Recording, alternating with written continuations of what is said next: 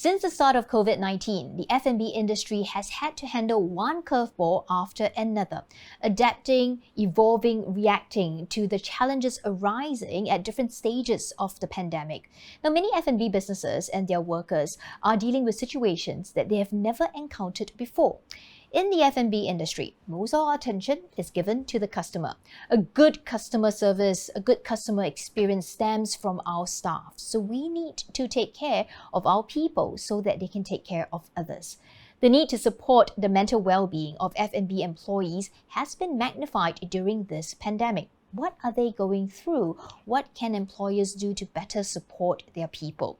Joining me today, I'm delighted to have with me Mr. Mustafa Bin Lambak, Assistant General Secretary, Food, Drinks and Allied Workers Union. So Mustafa is here to share with us insights on the mental well-being of our F&B workers and what is being done to help them overcome the challenges and build their mental resilience. Hello, Mustafa. Thank you for joining us. Hi, Jacqueline. It's a pleasure to be here. Perhaps we can start off by sharing with the audience the purpose of Food, Drinks and Allied Workers Union and your role in the union. Okay.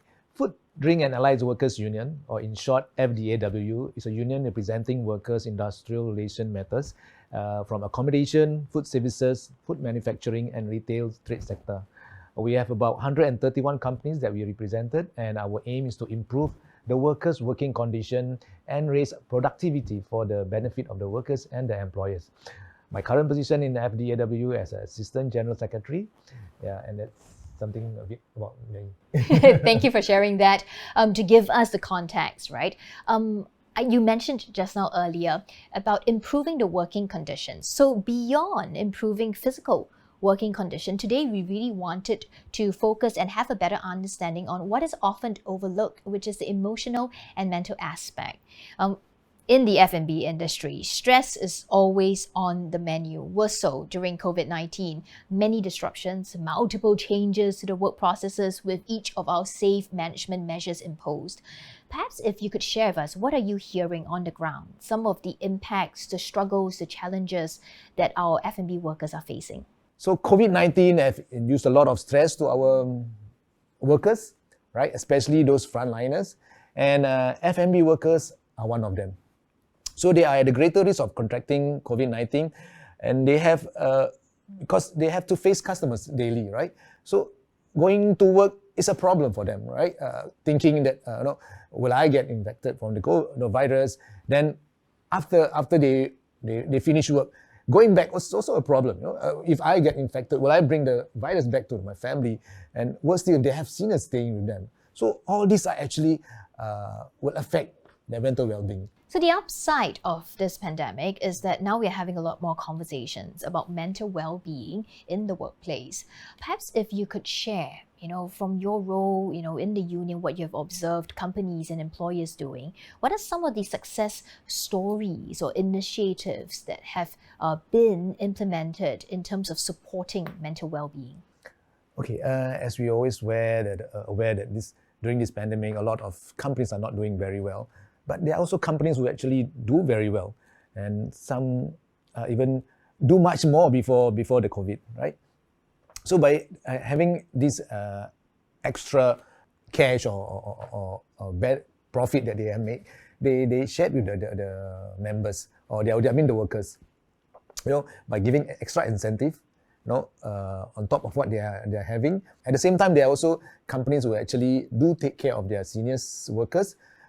Giving them an option. I mean, some of the workers who actually was doing counter area or facing the customer, they got the option to choose is either to do on the back end of the restaurants, or even to have a break, to take a break during this period, and yet they are still employed by the company. Probably there are some cut on their salary, but end of the day, it's like you are still have this option, to choose whether you want to work in which area that you are comfortable, and you have this option where you can stay at home and still get some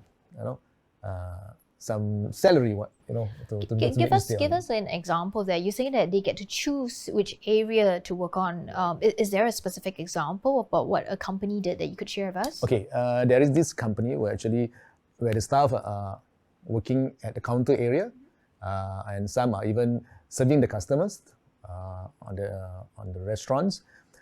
So by doing that, probably these seniors staff or the workers worried.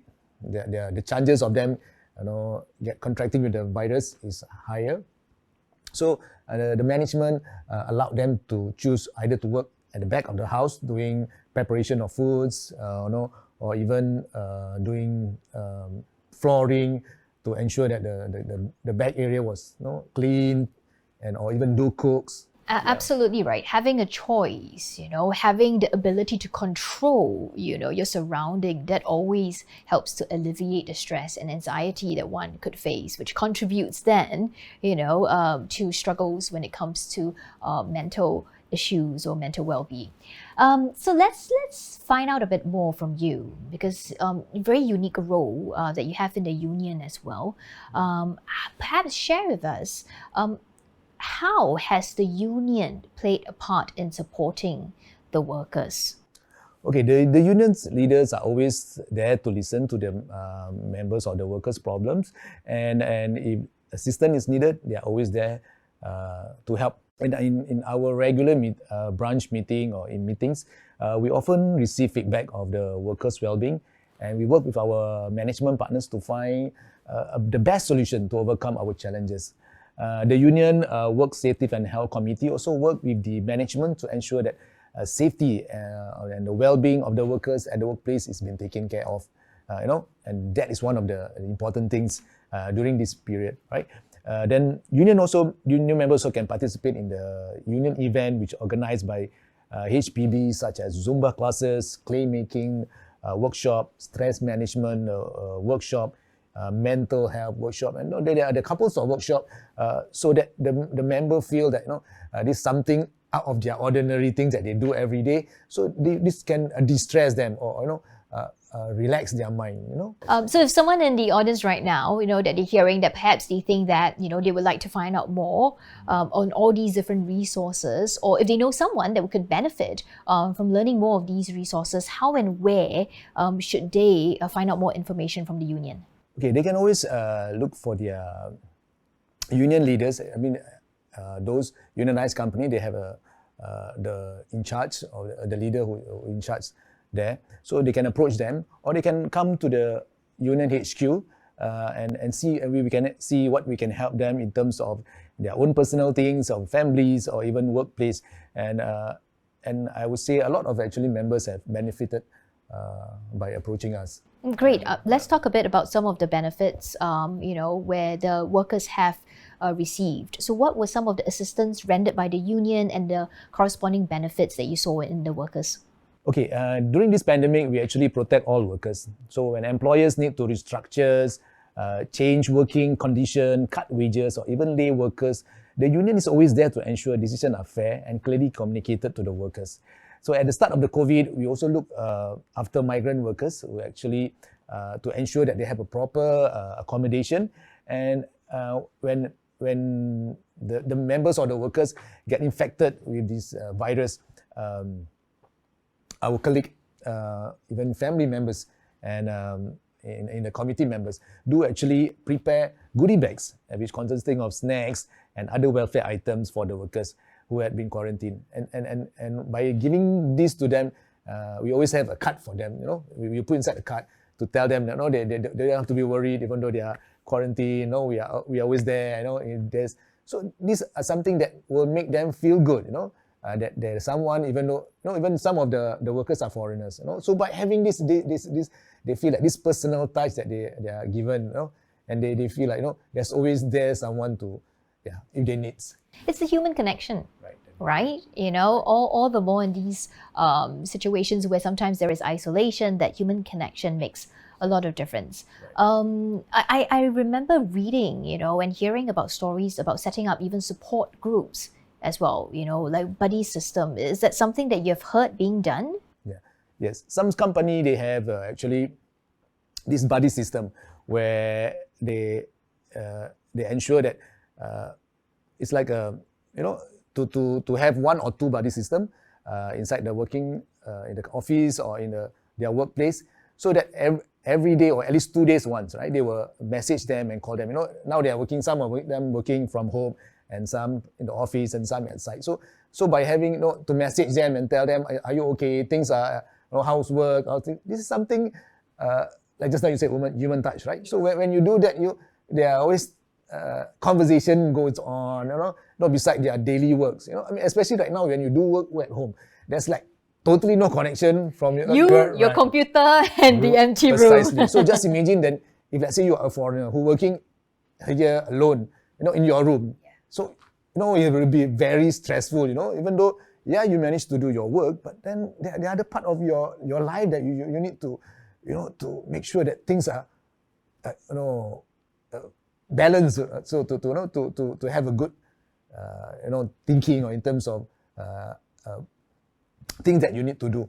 So by having this, to check on your body every 2 days once, so this will help the workers to actually feel that there's someone there to talk, to share things. So these are something good initiative which the companies have initiate.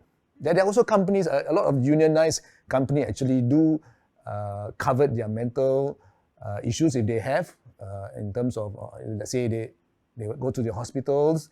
So these are they are covered in terms of their bills. Well, that is a great assurance. Yeah. Isn't it? Having knowledge that, if I want to seek out, specific help, that it is covered, the bills in a case. And then I love this idea of the buddy system that you just shared, right? It's like having an extra pair of eyes to watch out for each other, having that extra pair of ears to hear about each other as well. Let's talk about, I understand there is this program about the NTUC Care and Share, where there is a wellness initiative, and that is something that the union is doing, isn't it? Yeah, correct. The union also partner with NTUC Care and Share to bring mental wellness program for our members. This include a free one-to-one counseling session, and a few of our members actually benefited from this program.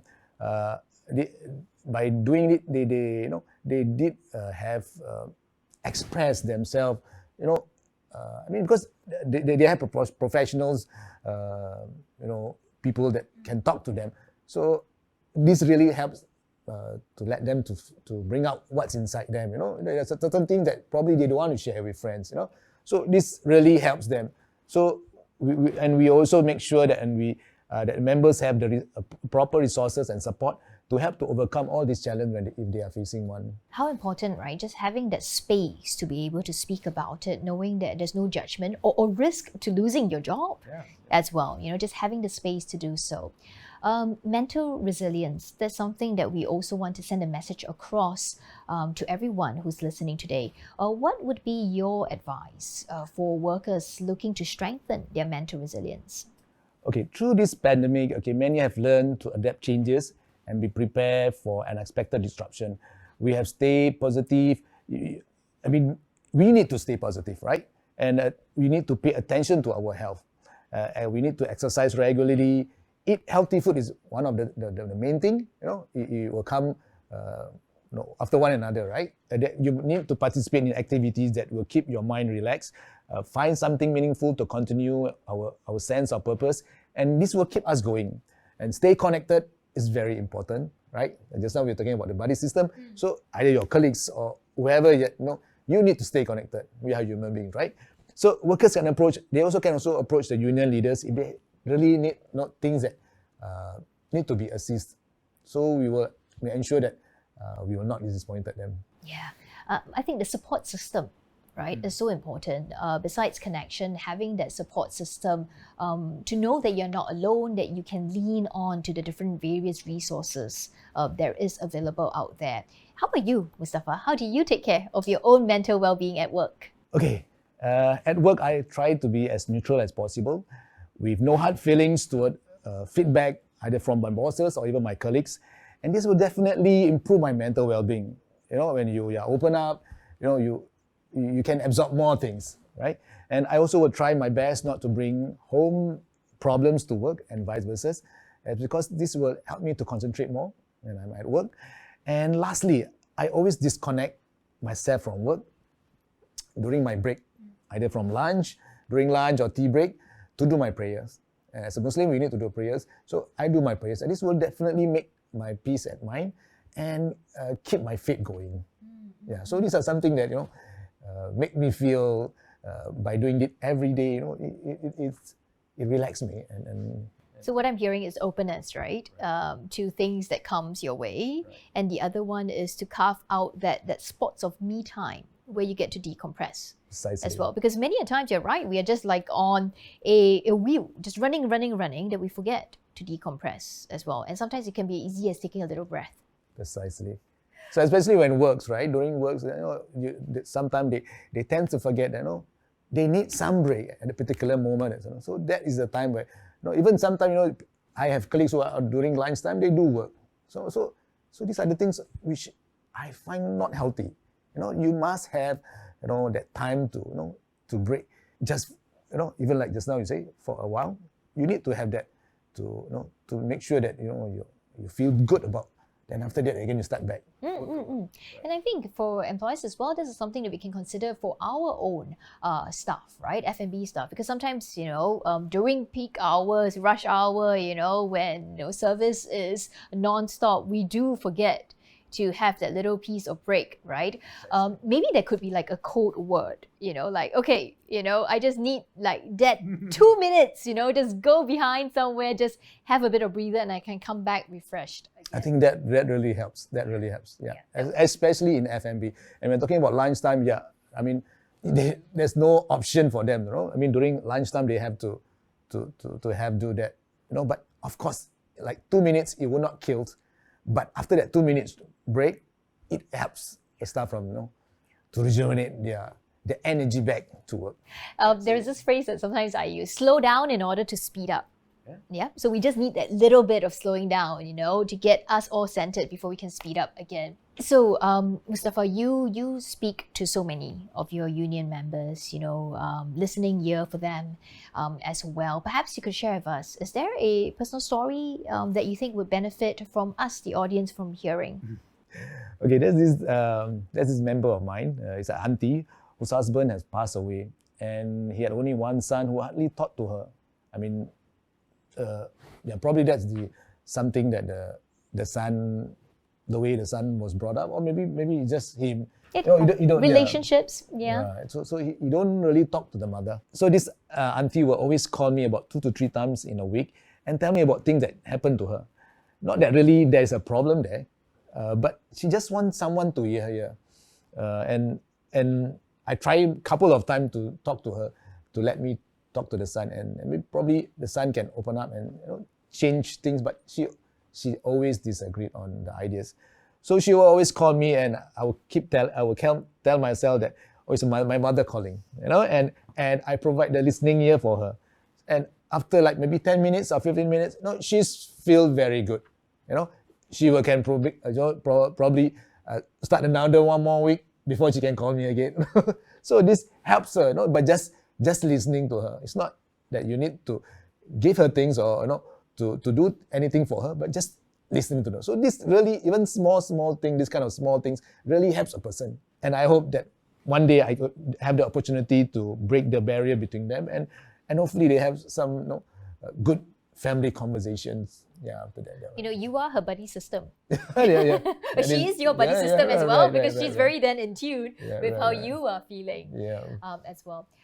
Okay, wrap up, all right? Just one last question. I guess looking ahead, what is your wish in terms of mental well-being of workers in the F&B sector, as well as this workforce as well? Okay, my wish for the workers is to be kind and look for one another. Do not treat mental well-being lightly. And by taking care of others, we can ensure that more productivity, happier and safer workplace for everyone. And as for the business leader, please treat mental wellness as priorities, demonstrate care and understanding, and ensure safety of your workers. These are leadership, behavior, or quality that the workers need during this difficult time. So, it will make a much better world for everyone. Yeah. Absolutely right. Caring for our staff so that they have the space and ability to then take care of our customers as Definitely. well. Thank you very much, Mustafa, for sharing your insights with us. I trust that it has been a thought-provoking session for everyone. Now, for those of you who would like to find out more about the workplace mental well-being, you can visit our campaign webpage, which is at www.wshc.sg/mental well-being campaign. Once again, thank you for joining us. My name is Jacqueline Chow. So let's remind ourselves to take care of our own as well as each other's mental well-being. Thank you very much. Bye-bye. All right. Goodbye.